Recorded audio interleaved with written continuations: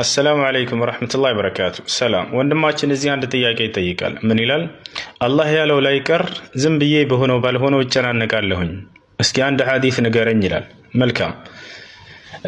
በመጀመሪያ ልናውቅ የሚገባ ነገር እዚች ዓለም ስንኖር ልንጨናነቅ አይገባም። አምላካችን አላህ እንድንጨናነቅ አይደለም የሚፈልገው። የእርሱን ትእዛዝ እየፈጸምን እሱ የከለከለንን ነገራቶች እየራቅን ደስተኛ ሆነን እንድንኖር ብቻ ነው የሚፈልገው። ሰይጣን ነው እንድናዘንና እንድንጨናነቅ የሚፈልገው። ኢንማ ዩሪድ الشيطان ليحزن الذين آمنوا ይላል አላህ። ሰይጣን የሚፈልገው እነዚያ ያመኑትን ሰዎች ሊያስተክዛቸው፣ ሊያሳዝናቸው፣ ሊያጨናንቃቸው ነው ይላል። ይህን ነገር ደግሞ አምላካችን አይፈልገውም። ግልጽ ነው አይደለ?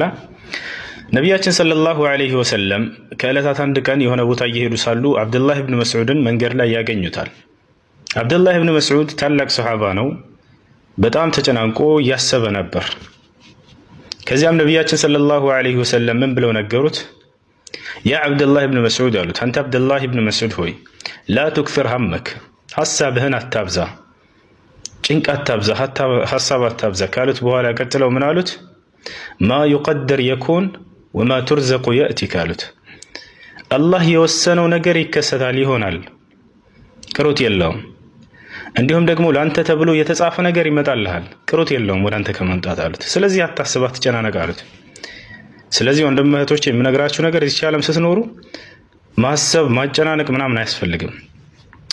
ከተጨነቃችሁና ካሰባችሁ ለሰራችሁት ኃጢአትና ጌታዬ ዘንድ ነገ የውመል ቂያማ ያንን ይምረኛል ወይንስ አይምረኝም የሚለው ብቻ ያጨናንቃችሁ። ከዚያ ውጭ ላለው ለዚህ ዓለም ህይወትና ከሰዎች ጋር ለሚኖራችሁ ግንኙነት ፈጽሞ ልትጨናነቁና ልታዝኑ አይገባም። ኢማሙ ሻፊዒ ምን አሉ? አስሊሕ ማ በይነከ ወበይነ አላህ ወላ ቱባሊ ቢናስ፣ በአንተና በአላህ መካከል ያለውን ግንኙነት አስተካክል በደንብ አድርገሃል።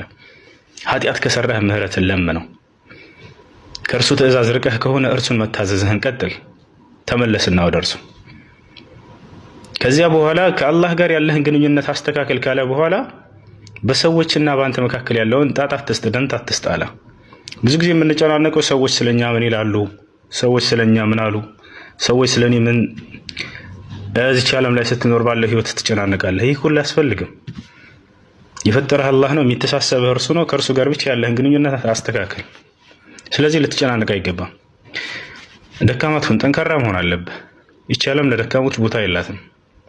የግድ ጠንካራ ልትሆን ይገባል። ማንም ሰው ጠንካራ ያደርግህም ራስህ ነህ። ለሐሳብ ለጭንቀት ራስህን ዝቅ አታድርግ። السلام عليكم ورحمة الله وبركاته.